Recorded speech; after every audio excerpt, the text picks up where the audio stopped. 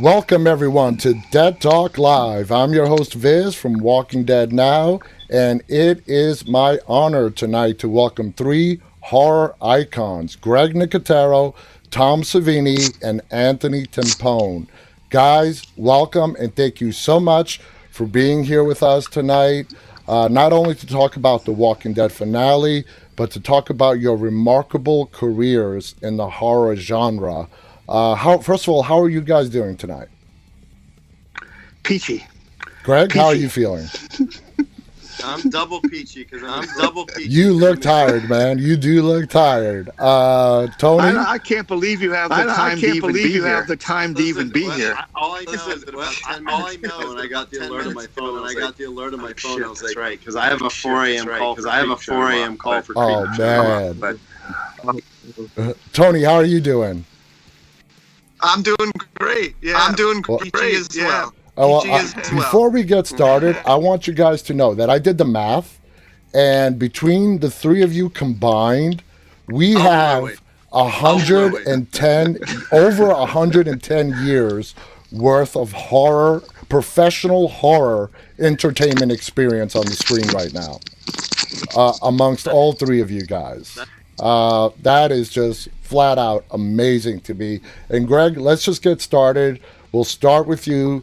First off, congratulations on directing such an amazing finale to The Walking Dead that you brought to us. How far in advance did you know exactly how you wanted to end the Whisperer War? Oh well, listen. The writers had crafted a very storyline in a very unique scenario, and I think I was very curious. As the season progressed, how we were going to wrap it up, get rid of thousands of walkers. You know, it's always one of those things where the premiere season finale, the mid-season premiere, and the mid-season premiere, and the finale. They're all bigger. They all have a little bit more. They all have a little bit more punch to them. They want to feel They want to feel scale and epic and scale and scope and scope. Those episodes a lot more challenging, to wrap up. Plus, you certain storylines and introduce new storylines. There's a lot of moving parts. It's like taking an ocean liner in blindfolded. But I've done a lot of them, and group of actors and crew around, It's a lot easier. It's just amazing. Here, the level of gore in regard to the zombie feast that we saw in this past episode has to be the most that we've seen in any single episode of The Walking Dead. What made you decide that? One of the things that's really important to me. We had this great threat. But you got to just remember that the zombies are still deadly, lethal creatures, and just because you can walk among them doesn't necessarily mean that you're safe. So I really loved being able to, we made, I think, 5 different tear-apart bodies, and spent half of an afternoon just having zombie extras rip bodies apart from different camera angles, because I loved the idea that it was dropping a piece of meat into a piranha fish tank and then there was nothing. So that was a lot of fun. I just liked doing the gore stuff. What made you decide that this is going to be the episode that throughout 10 years that we are going to have the biggest zombie feast in a single episode of The Walking Dead? What made you decide this is it? It's time to go to this level now? Well, we've had great moments in the past, but as soon as the characters are free to walk amongst the zombies, then it sort of takes the threat away a little bit. So you gotta kind of poke the bear with the stick a little bit, and I ended up doing in that sequence, which it was really well written, and I loved the idea that when we scouted the locations, we found that sort of room where they opened the door. I kept referring to it. It's like the airlock, the zombie airlock. They open the door and all the zombies come in, and then they just sort of drift out drift out into space with all the other walkers. And I really loved, it was written with an intent to keep the shots isolated by having, when you see the shots of Nadia, the zombie faces are so close around her that it's all you can see is dead, rotting flesh, and then her face. And she's trying to maintain, she's trying to stay cool and not lose her shit in the middle of the scene, in the middle of that moment. So it was really fun, and definitely a different way to handle that device that we've used a lot in the show. Excellent. Now, Tom, you saw the episode last night, okay? Yeah. Now, you made a little joke just before the show started, how you watch, by peeking because you're afraid of the blood and guts. What did you think about the... Me. What did you think about the level of gore that Greg put on display for us last night? Well, it's huge. I mean, the guy's pulling knives out of his eyeballs. That to me, a couple of seasons ago, Greg did an episode, directed an episode where the characters were in front of a trough and they were smacking them on the back of the head with a baseball bat and cutting their throats. I called Greg right after that. God damn it. You're going to give me nightmares. That's the most brutal thing, I've ever seen, So it's not about that. Well, just to let you know, you Greg, forgot about that.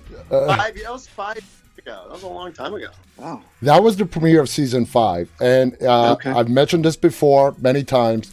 To date, my favorite episode of The Walking Dead. The Terminus people. Now, Tony, you saw last night's episode. What is your feelings on the level of blood, guts, zombie feast, gore that we got to see yesterday? It was a record setter. It was the Guinness Book of Records in terms of zombies on screen, zombie mayhem. It was a zombie fan wet dream to the ultimate extreme. It was just amazing. But there was also great human drama. And Greg brilliantly tied up so many loose ends from this past season in such a satisfying way. I was really thrilled with the episode. There was no disappointment at all. It just blew me away. It was an amazing episode on all levels. Absolutely. Greg, I called Tony and John last night after I saw the episode. Yep. And I asked, I was expecting, because beforehand he was talking about it was a very Romero-esque episode, and he explained to me it's because of the gore. Mm-hmm. I didn't see anything plot-wise, no. But it's because of the gore. And I got to tell you guys, makes perfect sense to me. I was watching that episode with my son. It's a tradition. I watch all The Walking Dead with my second born, my middle kid, my son. And as we're watching it, he hates watching TV with me because I'm smacking him on the shoulder. I'm like, you know what this reminds me of?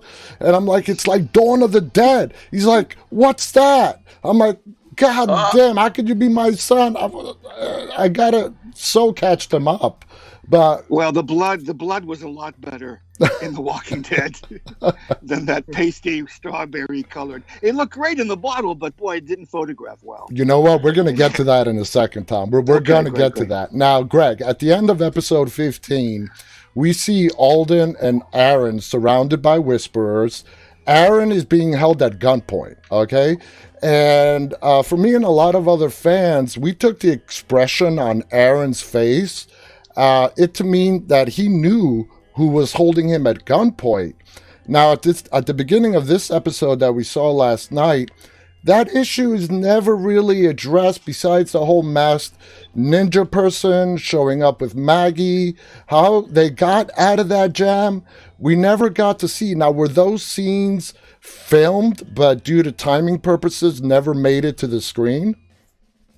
No, I think, there are certain liberties that you can take when you're a filmmaker in regards to story. And I know one of the things that the writers did this season was they were like, you don't need to see every single moment happen on camera. I mean, if you remember episode,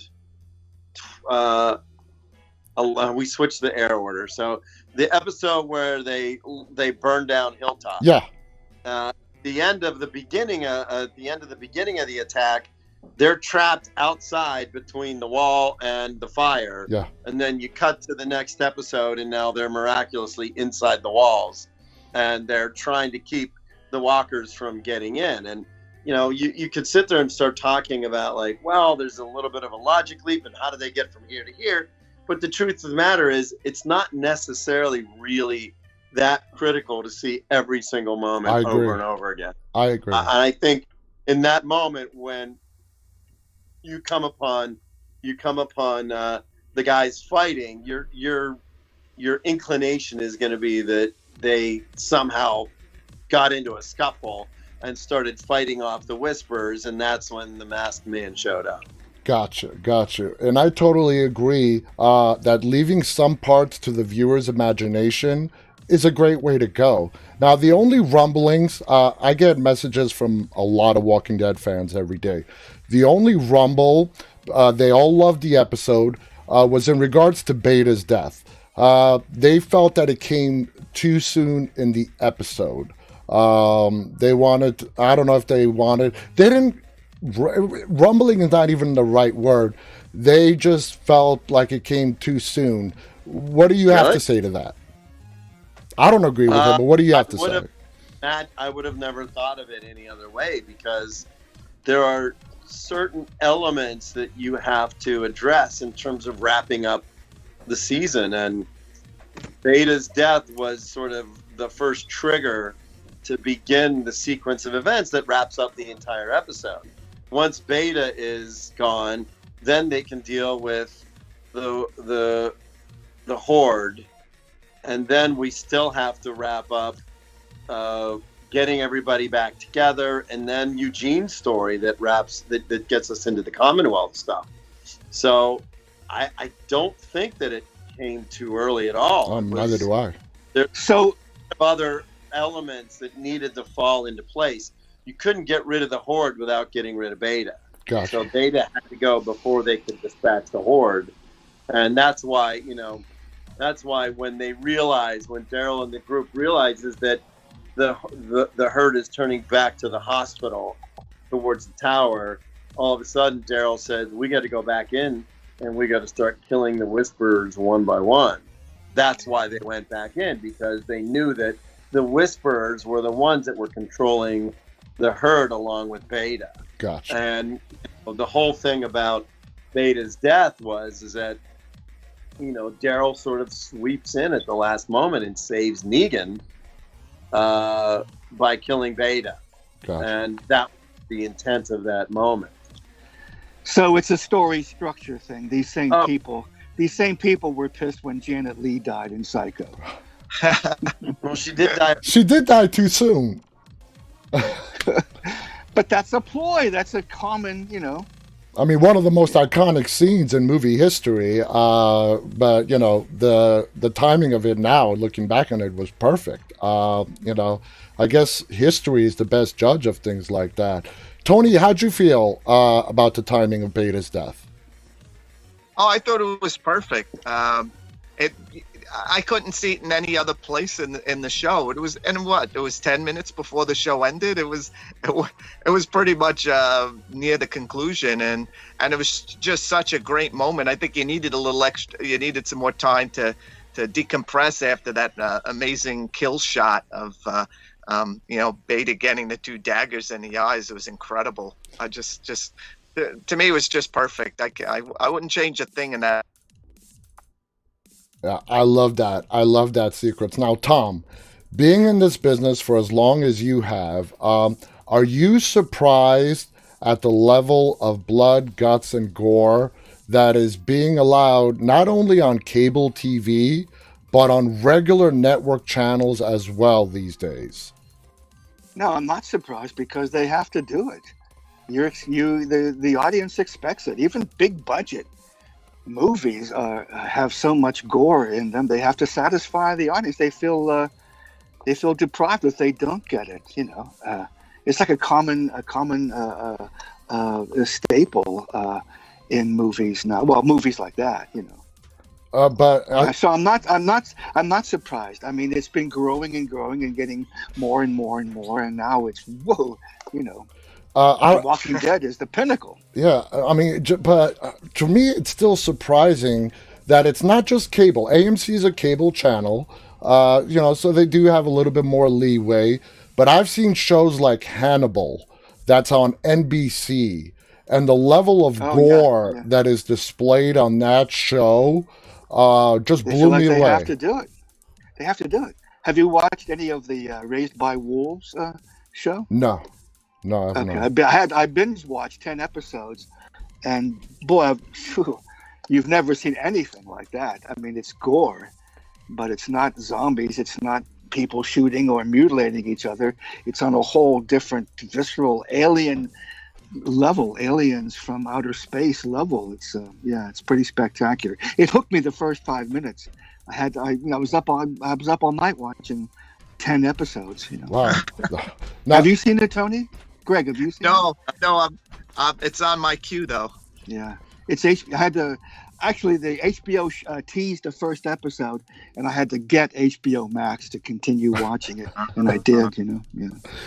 Tony, how do you feel about the level of? I mean, are you on the same boat with Tom here? It doesn't surprise you that this is on cable and regular network TV as well.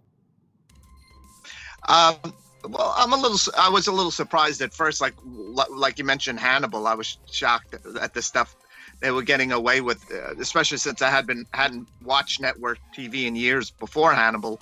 But yeah, they have to keep up with the Joneses. American Horror Story, Walking Dead. Good way to put it. Yeah. Open now. Yeah, the floodgates are open, and it's a matter of upping the ante and topping what's come before. The audience won't settle for less, really. Yeah. And we trained them that way. I mean, that's what the Friday the 13th movies were. People were going to see that to see how the teenagers are going to be killed, and it was always different. Always special. It was like an art exhibit in a way to see how the teenagers are going to die. So then you had to keep up, and you had to keep outdoing what you did before, So it like Tony said, keeping up with the Joneses, but exponentially, going higher, Gotcha. Now, this brings me to a question, Greg. Tom mentioned earlier the season 5 premiere, Terminus, my favorite episode of The Walking Dead today. I read an article where I forget which actor, I believe, turned to you and said, there's no way AMC is going to air this. And I forgot what your response, I believe it was you, and somebody approached you and they're like, there's no way this is getting aired. Did you have doubts, like with season 5 premiere, how much, if you were going to get any pushback, say, no, this is not going to happen? We actually had one little bit of pushback on one of the slit throats. I think it was the first one. Because, the interesting things about the way that we do these, and Tom can certainly attest to this because he probably practically invented the slit throat gag, was, there was a time when you'd put a tube and then you'd cover the tube with a prosthetic and you'd have to paint it and blend it all off. And then the actor would bring the knife up and you would pump the blood. Well, now with the advent of visual effects and the way that TV has to shoot, you got to be fast. I sort of came up with this thing I called a blood choker. And it was basically a round tube like this that went around your neck with little perforated holes in it. And the blood was being fed up from the back. So when we were ready to cut the throats, we just put the choker on right on the outside of the actor's skin, plugged it in the back, and just hit the button. So we had instantaneous blood flow. And it was so graphic looking. And real. That, of course, the VFX guys, all they would do is they'd go in and they'd erase the tube. So it looked like blood was fountaining out of the actor's neck. So when we submitted it for the ratings, they had wanted us to trim like 23 or 24 frames out of one of the gags because they just thought that it was too much, maybe 30 frames, which is about 1 second. A little over a second. Yeah. So I think I ended up convincing them to cut out like 18 frames. like a half a second of gore is going to make a difference. I know. But, yeah. That I remember developing that scene with Scott Gimple because the baseball bat and the trough thing, and using the trough to tell the story, and the suspense, and that was before Negan was even ever introduced. Negan wasn't going to be introduced for 2 seasons, but we had a guy behind Glenn's head with a baseball bat, and everybody thought that they I think we even put it in the Comic-Con trailer, and everybody went, "Oh, Glenn's gonna get," and that I was really proud of that scene because that was something when Scott and I we were just firing on all cylinders at the beginning of season 5. And listen, even in it was 609 was the Invasion of Alexandria, which is another one of my favorite episodes. Yes. Which is basically the closest thing we've ever come to doing Night of the Living Dead. That was another one of my favorite episodes because that was one of the few episodes where we had zombies invading Alexandria at night when the walls were down. It was I really loved just getting a real horror movie vibe out of The Walking Dead by shooting it at night. Awesome. I use that scene when people ask me about CGI. I call attention to sometimes it's an economic decision. You mentioned you have to go fast. Imagine if we had to redo Joe Pilato's death in Day of the Dead. That would have taken 8 hours, Mm-hmm. But they just simply erase the tube and boom, you move on, Yeah. Well, listen, VFX is an amazing tool.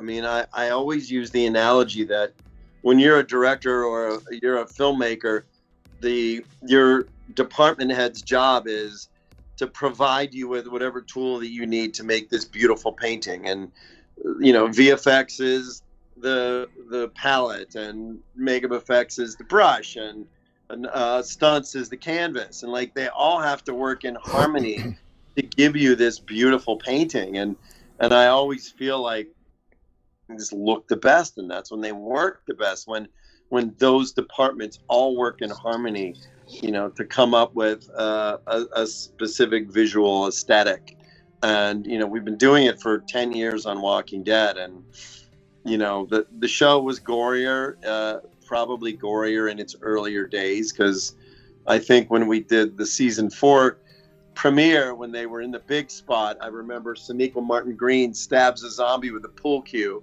And the pool cue went up through the chin and popped the eye out, and it was really gory. And I remember really loving that we would get a little crazier with some of the gags, and that sort of goes in and out in terms of people's sort of taste for the amount of CG gore that we put in the show. But certainly the advancements in just the last 10 years in terms of crowd replication and things like that just make something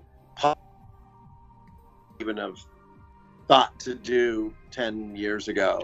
The crowds around the hospital were so realistic looking that there were shots that I went, wait a minute, I know we didn't have that many zombies, but they literally just peppered them at the top of the frame. They just filled in areas, and it looked amazing. Oh, right. Wish we could have done that on Dawn. Tom, you did the makeup effects for the original Day of the Dead back in 1985, a movie which featured Greg Nicotero as part of the cast. Did you personally do the makeup for Greg in his death scene when he gets his throat bit off by a zombie? Do you remember if that was you? Did I do that? Kellums. No. Phil Kellums got bit in the throat. I got shot with a machine gun. Oh, right. That's right. I got you to make. But I did do Phil Kellum, Yes. But we did do Greg's severed head lying on the table, The ending sequence. Tom cast my head in his basement. It was there's a really famous story about Day of the Dead. There were 2 versions of the movie that were going to get made. There was the $9 million version that Tom and I used to refer to as the 10 Commandments of zombie movies, and then there was the $3 million, which was going to be they wanted it to be rated R. Or there was the $3 million unrated version, which was the scaled back version of Day of the Dead. And, they had trouble raising the money to shoot a $9 or $7 million unrated movie. So George basically scaled everything back. And that's the Day of the Dead that we have. So when we started the movie, there was still some budget wars going back and forth. So they were like, well, we got to start on something. And there was a scene where a soldier's head comes out of a bag and it's still alive. This was in the original draft of the script. So Tom was like, well, Greg, you can be that guy. And so they cast my head in his basement. And then we started building it. And then when George ended up cutting the script up, Tom was like, well, we have this head we're already making of Greg, so we should use it because we're already working on it. And then George wrote a part for me in the movie. Oh. So then that's how I became a character, was not because I'm a great actor, because I'm not. Oh, okay. It was because it was already a fake head of me being made. So they're like, well, we have this fake head of you, so we're going to back in this whole other character for you, just so that we can have the gag of your head on the desk. Oh, and we could have just stuck his head up through the table and put an appliance on to make his own head look a severed head.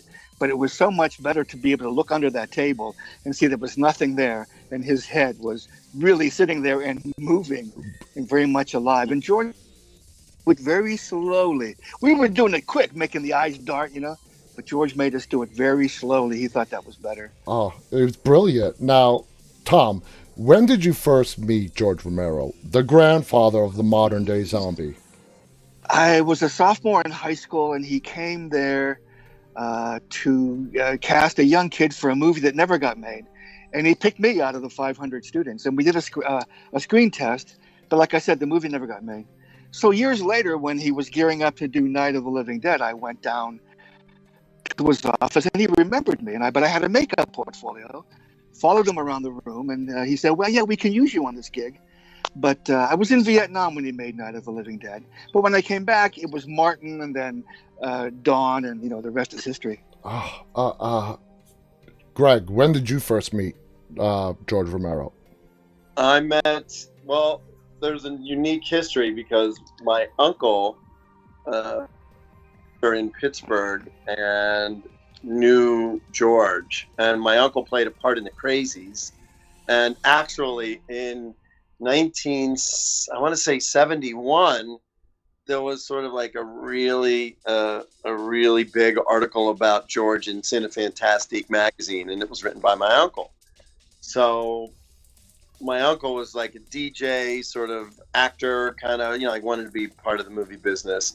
So when I met George, it was when our family was on. We had taken our first like European vacation and walked into a restaurant in Rome, Italy, and George was sitting there at dinner with his wife at the time, Christine. And I was like, that's like, how? I think he was there meeting. I can never remember. I always try to like dig back in my brain. I don't remember if he was there meeting with Dario about Dawn of the Dead. Dario Argento? Boom. Uh-oh. Did I just lose you guys? You flashed off. Hold on. It came back earlier. We can hear you, but... Were you talking about Dario Argento, Greg? Yeah. There you go. There you go. We got you. Oh, just lost you again. You're turning into a ventriloquist dummy. I don't know why. Oh, we got you. We got you. We got you. You're good. Are you talking about Dario Argento? Over here. So that's, and when I first started talking to George, I kind of said, hey, my uncle, my Uncle Sam, and George was the kind of guy that would like, oh, when you're back to Pittsburgh, man, you should come over to the office. And so I took him up on it. I think I was 15 when I met George, and I would go visit down at 247 Fort Pitt Boulevard where his office was. And I met George before I met Tom. So when Creepshow came along, he was like, hey, man, we're shooting out in Monroeville and you should come visit and hang out. And, they had offered me a PA job, but I was like, I couldn't possibly. I'm going to go off to college in a year and be a doctor. But they're like, well, come visit. And that's where I met Tom. And And I probably, like, every Saturday for 3 months, I would drive out to Monroeville and just hang out when Tom was building Fluffy. And that's where Tom and I really became friends, and you know, sort of the rest is history, I guess. Didn't you tell me that you actually shot footage of the test that we were doing on Fluffy with the saliva and all that? You know, Tom was, again, one of those people that he was such a technology buff and a technology bug. He always had a video camera around. He loved to document everything. I don't know if you got that from Dick Smith or what, but like, it was just one of those things. Like, Tom always was recording stuff. So when I would come to visit, I remember you can hear my voice on one of the making of Creepshow tapes. Tom was pumping saliva out of Fluffy's mouth, and I don't even think the skin was painted. I think he was just testing the slime or testing the drool tubes, and you can hear I'm pumping it while he's filming it, and you can hear my voice. And, the beginning of your career. Yeah, here I am. And for our viewers, then of course when I moved to LA, and I always had my beta camera with me, and I was filming everything, and that's where all that footage from Evil Dead 2 came from. That's where all the footage from Army of Darkness came from. I was one of the people that had sort of adopted Tom's penchant for documenting everything that we were doing. And you know, you think about it now, and you think about the number of people who were inspired by the footage that they watched. You know, I mean, I remember working on the faculty with Robert Rodriguez, and he was in LA one night. Came over, and we were gonna paint monster models and eat pizza and just hang out. And I said, "Oh, we should watch the making of Evil Dead 2." And he went, "What?" And I go, "Yeah, I have 6 hours of footage." We watched all 6 hours that night. Like, he just couldn't put it. And when you think about people now that are in the industry that were inspired, that bought the DVD and watched the special features, and it was the footage that I shot that gave them that much more of an insight into a really great time in our lives, and you can't even put a price on that experience. Like, I used to bug Tom all the time and say, "Please tell me you have set a Dawn of the Dead." Like, I would scour his negatives at his house and trying to find something from Dawn of the Dead that nobody had ever seen before, because it just, those movies that you love, you're so connected to them, and you just become ravenous about them, and you want to know, you want to experience everything that you can about them. And a lot of people didn't. Nowadays, you know, everybody has their phone, so they can shoot whatever they want. But back then, you know, it's very rare. Oh man! Now, Tony, when was the time do you remember the first time you met Romero? Yes, it was before Dawn of the Dead came out. It was at a creation convention in 1977, I think, and Tom was there, George was there, and Richard Rubenstein, and they had a table in the dealer's room, and Rubenstein was standing in front of the table, and I went up to him and I said, "Excuse me, could you tell me when Dawn of the Dead is finally coming out?" And he says, "Well, why don't you ask the director? He's right there, George Romero." And there's this big bear of the man, and I just flipped, and I got to meet him right then and there. I think it was probably early '78, and it was a dream come true. You know, I was a big fan, and I enjoyed his Q&A that he did at that time, and then to get him at the Weekend of Horrors convention and to deal with him on the magazine, there was no one nicer. Romero really was a saint of horror, and a great guy, and really missed. And yeah, that was the first time. I think that was the first show I met Tom too, as well. And yeah, Tony, have you seen the Romero tattoo? Stay scared. What is that? Stay scared. That's how he signed. That's how he signed his photos. There's three of us. Yep. He signed a flyer for me at that show, and it said "Stay scared." Yep. That was his catchphrase. There's three of us tattoo, the same tattoo. Oh man! Wow, that's fun. Now, Greg, Beta's death for me was very multifaceted. You had Negan and Daryl teaming up to take him down, and then we got that flashback sequence right after Daryl stabs him in both eyes. Were those flashback scenes for the viewers to see Beta's journey from the time he met Alpha, or were they meant to represent what was going through Beta's mind as he is literally dying? Well, I think it's a little bit of both, you know. I mean, Beta, you know, Beta's clearly not the most sane person.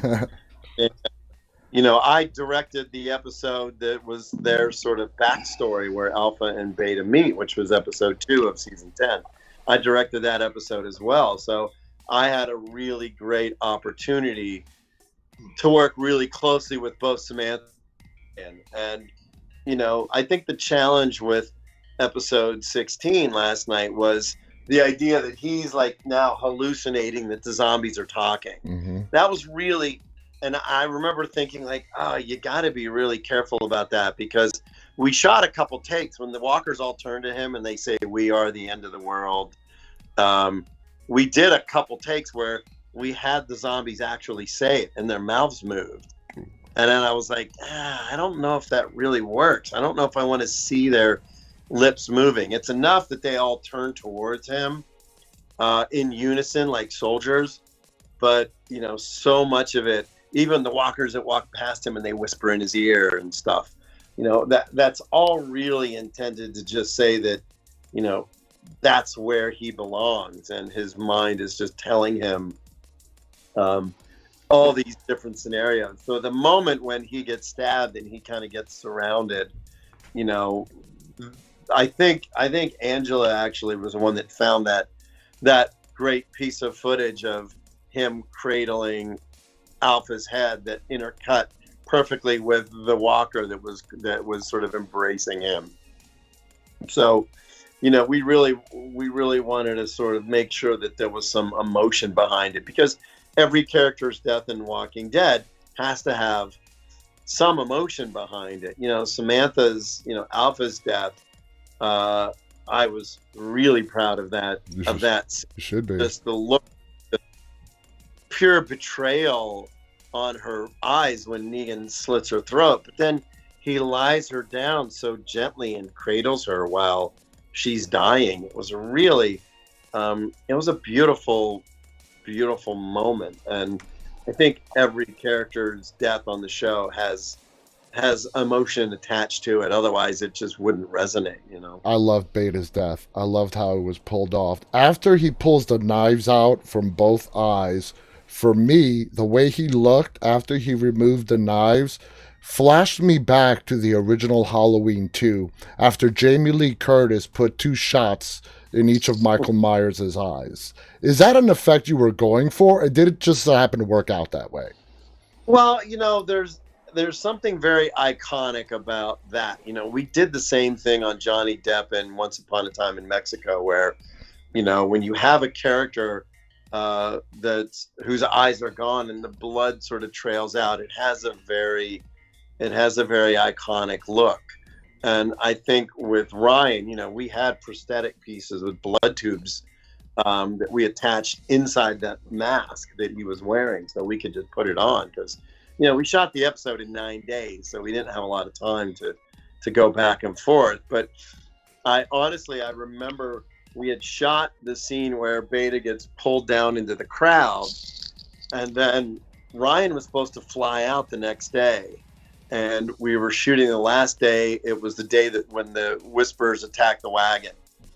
And I went to my producer and I just said, I feel like I want one more take of Ryan surrounded by the walkers and being pulled into the crowd, because the sun was coming up. We were rushing. It was all this. And Ryan was supposed to fly out. And I kind of called him and said, dude, are you game for another take? And he was grateful that I gave a shit enough to really want to do another take and take another stab at it, to make sure that we got the emotion 100% correct. And And that was where some of that look came from, was that sort of, we just did an additional take the next night. And I really wanted to make sure that I had that moment. Well, we thank you for that, because that moment is just, it's like the cherry on top of the scene for me. Now, Tom, was it George Romero who asked you to direct the 1990 remake of Night of the Living Dead? Yes. How did that come to be? He just, had nobody else in mind. He's like, Tom, I want you to do it. Well, I had directed 3 episodes of his Tales from the Dark Side. Excellent series, by the way. Yeah. So there's 74 episodes. 10 of them are good. I did 3 of. They had feature-length scripts written of my episodes, 2 of my episodes. So George really liked that stuff, and I was surprised. He said, "Hey, we have another gig. I got financing to do a remake of Night of the Living Dead, and I thought I would be making zombies again." He said, No, I want you to direct it. And that's how that happened. Wow. Now, was the remake your own vision, unique vision of Night of the Living Dead, or did you find yourself going to George and asking him for his input on how certain scenes should be played out? Well, both, because George wrote the original screenplay. But I did go to him and I said, why can't Barbara come back and help these people? Johnny drags her out, but we never see her killed. And I had just seen Alien. So a female hero like Sigourney Weaver in Alien really appealed to me, and I wanted Barbara. I mean, in the original movie, she's a brain-dead pinhead, and I love Judy O'Day, Judy O'Day and I was 14. We did the Red Shoes Ballet in Philadelphia at the Academy of Music. Judy O'Day and I go way back. Anyway, she was a brain-dead twin in that original movie, and I wanted her to be a hero. So I said that to George, and he wrote that ending that you see in the final movie, which is a bit now for the audience. I cast everybody to look like the original actors except Barbara, because I knew I was going to take her in a different direction. And George said, this is almost a frame-by-frame remake, and it essentially is, except it's in color, until about that point, when Barbara becomes the hero. Exactly. Now, Tony, Fangoria magazine played a big role back in the day promoting and reviewing these horror movies. Can you take us a little bit behind the scenes in the Fangoria offices? What was going on? How were you guys being aware of these new movies? What kind of access were you being given to it and all that? Well, when it came to George's films, we were pretty much given, the key to the city. We got everything we wanted. And his movies, when we put George's zombies on the covers of Fangoria, they always sold the best. And George always gave us access to his sets, great interview time. One of the original editors of Fangoria, Bob Martin, even played a zombie in Day of the Dead. George, knew the value of Fangoria and what it meant to be on the cover. And, he always appreciated that. And we always appreciated the support he gave us. And, it was one hand wash the other. And it's, we always strove to find the perfect zombie shot to put on the cover of Fangoria. That was always fun. Go on, Tom.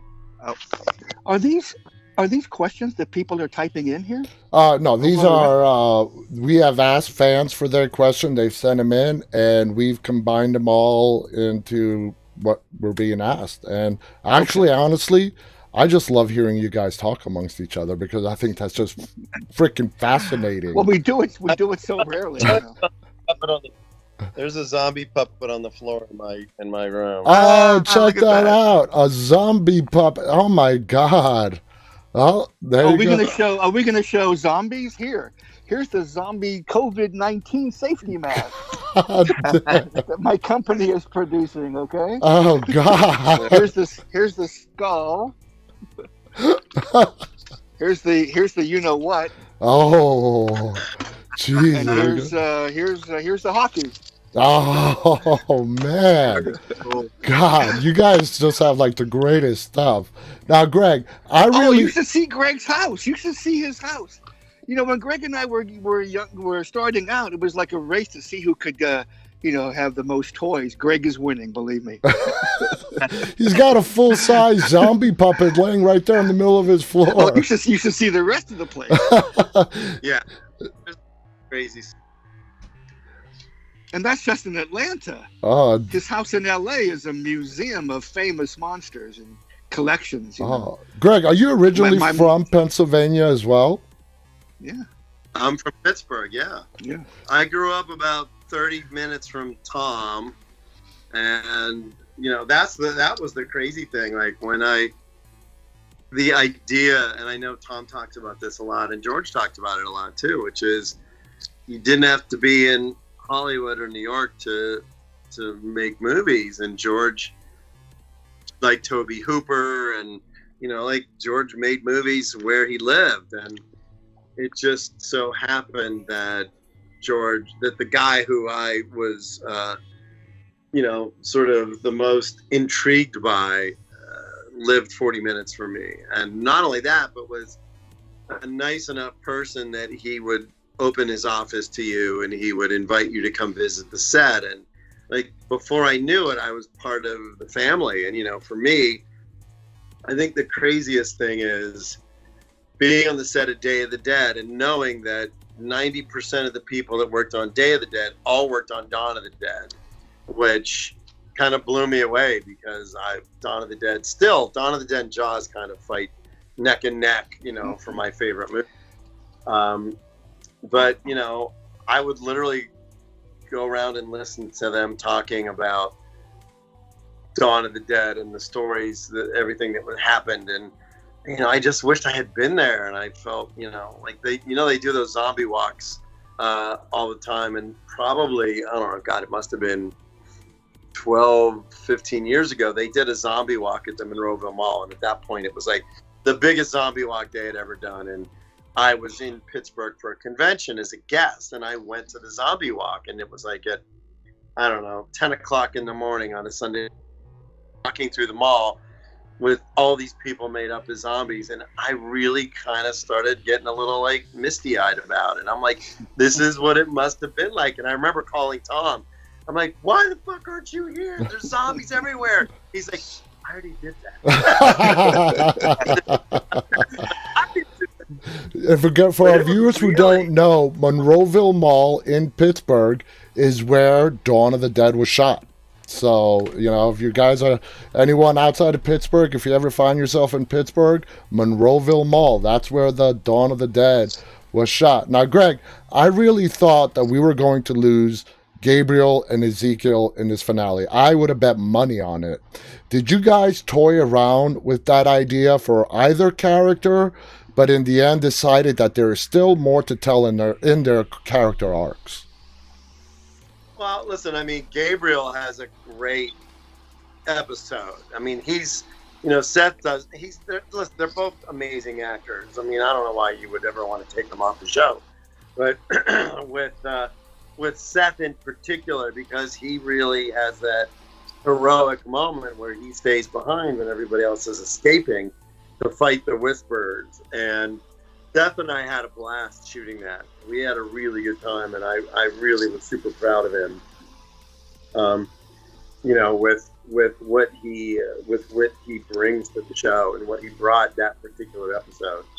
So, with Kari, Kari didn't have as much to do, honestly, in this episode, because his real focus was sort of, keeping Eugene's motivation journey. Yeah.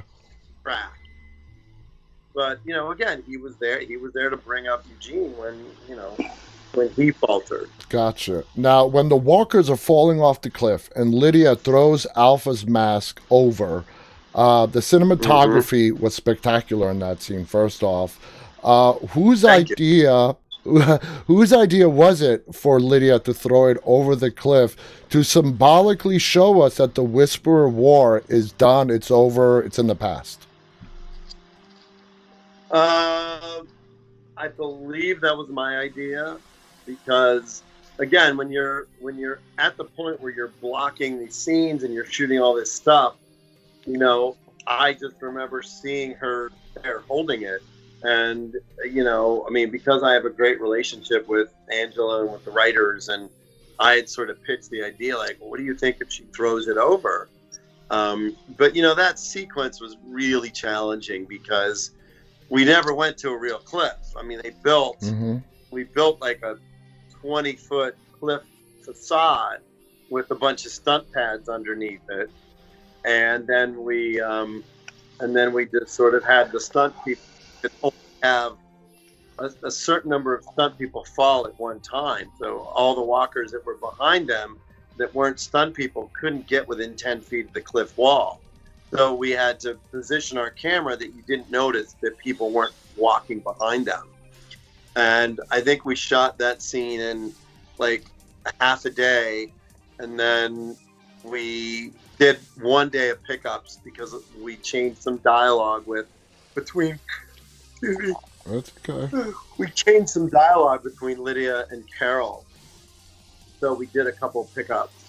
But, you know, I mean, that's a huge triumph for the visual effects team, for Aaron McLean. I didn't say Eric, I'm just really tired. Aaron McLean and the visual effects team, because so many of those shots that we designed, and, you know, I storyboarded the whole sequence, we're going to live or die based on, you know, how real it looked. And Walker sort of dropping off the edge of the cliff. So it was really kind of a beautiful sequence. And that shot, you know, Steve Campbell was our cinematographer on The Walking Dead, and he shot that episode and did a great job. He did.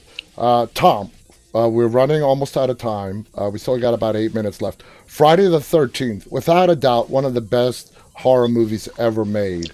You were the first person to put a face on Jason Voorhees with that iconic ending of Jason coming out of the lake and pulling Alice to the bottom.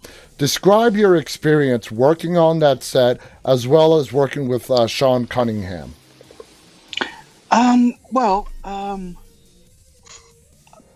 Mostly it was fun because we didn't stay in the hotel with the actors or the crew. We stayed at the camp in like one of those cabins, you know. Yeah. We were out there in the woods all the time, mainly because we were close to bake the foam rubber that we were gonna, you know, create the heads from, you know. But it was great fun, and Sean was very receptive. It was my idea for him to come out of the lake at the end, because I had just seen Carrie, and in Carrie, the music is playing like the credits are gonna roll any second, and that fucking hand comes out of the grave and scares the shit out of us. I said, let's have Jason come out and do the same thing, you know? And he was saying, yeah, but Jason's dead. I said, well, you know, make it a dream. And it worked, and it scared the hell out of people. But 13. Say it again? That 13 movies later, he's still around. Yeah. Well, I have a big argument with Betsy Palmer about when she was alive, about Jason being alive. She says we never found the body. Well, that means that this kid came out of the lake and was disoriented, and he was living off crayfish for 35 years, and nobody saw him, you know. So I turned down part 2 because Jason was running around. They said, no, we're going to change that. And they didn't. I didn't get offered part 3, but then they brought me in for part 4 for what was supposed to be the final chapter. Oh yeah, it's called the final chapter. Yeah. And I got to kill, you know, Jason. But he, like Greg said, he's still around, you know. Still around. He even went to space. That was ridiculous. Yeah, you know, that was. yeah. I stopped watching him after part 5. Yeah. In part 5, the fucking ashtray was Jason. His spirit kept invading things. You know. Tom, very blunt question. We touched on this earlier. What is your real? I mean, honestly, modern CGI, taking over the craft that you have mastered. What is your true feeling? I don't think it's taken over. I think the best effects, and maybe Greg will agree, is a combination of the practical stuff and the CGI. I wish I had CGI back when I was trying to solve a problem or hide an edge or something. But I love it when it's done well. And, you know, and Greg will tell you, some of the stuff they're doing isn't possible with these zombies unless they put green pants on somebody and use CGI. The best. There's a collective dislike of CGI, but really the best effects are a combination of both. When the new Evil Dead movie came out, they were bragging that there was no CGI in it. J.J. Abrams was talking about using a lot of practical effects, which he did in Star Wars. But I love it when it's done well. That's okay. That makes perfect sense, and I love to hear that. I was kind of thinking maybe you frowned upon it because it might you see it as a way as it sort of ruining the art. No, but it's also an economic decision, So, well, if you can afford it, I mean, there are still a lot of movies that can't afford it and they're not using it, but sometimes it's economic. Okay. The truth of the matter, Tom is probably the biggest movie fan I know. Like every movie that comes out, he's the first guy in the theater. And it's all about entertaining and like I said earlier, using the right tool for the right job. And there are times when visual effects is the right tool, and there are times when makeup effects is the right tool and whatever. But ultimately, you have to serve the greater master, which is the story itself. And that's where a lot of times things get a little muddled and a little confused when, and it's happened in makeup, when makeup effects takes over a movie and doesn't allow the story to service, to be serviced. And visual effects, it's the same way. And it could be the same way with stunts. It could be the same with costumes. It could be the same way with anything.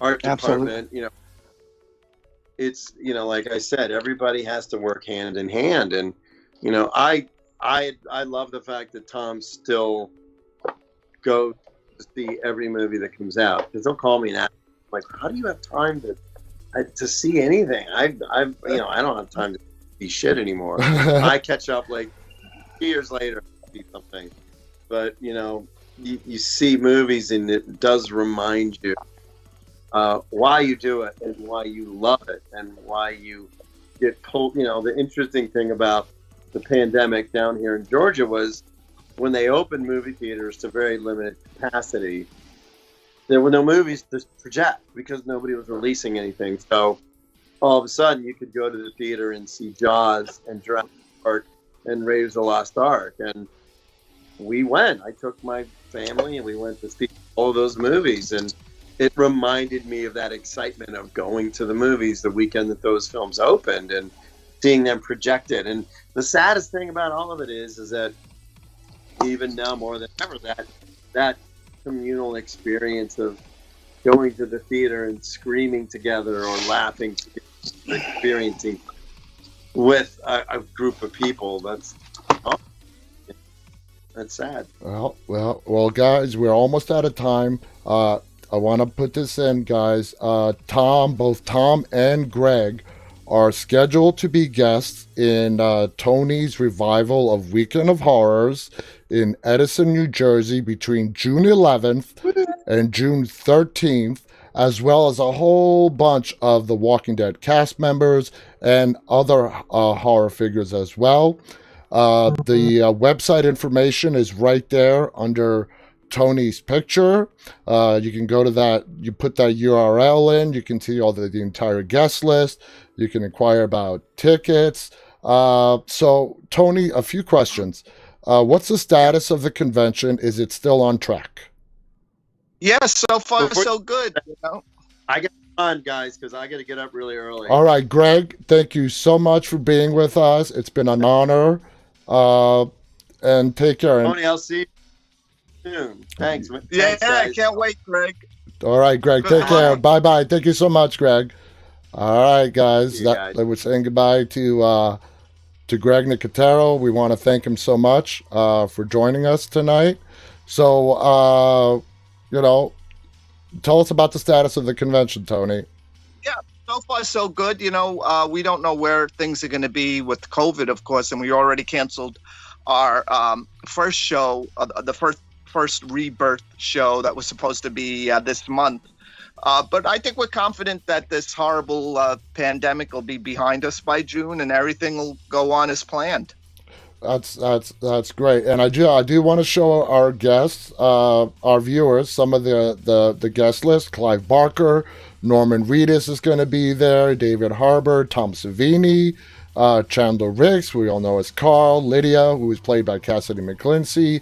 There's more: Cooper Andrews, Jerry, Pollyanna McIntosh, Caitlin Nicone, Tom Payne, who played Jesus, Kaylee Fleming, Judith, the director of the original Friday the 13th, Sean Cunningham, and of course, the man himself, Greg Nicotero, is going to be there as well. That is between June 11th to June 13th in Edison, New Jersey. Go to that website, horror.deadtalklive.com. It will take you straight to Creative Entertainment's website, where you guys can get all the information, tickets, everything. Anthony, thank you so much. Tom, I think... Thank you. No problem, Tony. Tom, are you still there? I think you might have gone on a potty break. That's fine. Anyway, guys, thank you so much for tuning in tonight. It's been an absolutely fascinating conversation. I want to thank again Greg Nicotero, Tom Savini, and Anthony TImpone for joining me tonight. I'll be back on the air, guys, tomorrow night with the star of The Walking Dead World Beyond, Aaliyah Royale. So you guys want to definitely tune in for that one. And until tomorrow night, guys, remember to stay walking. Good night.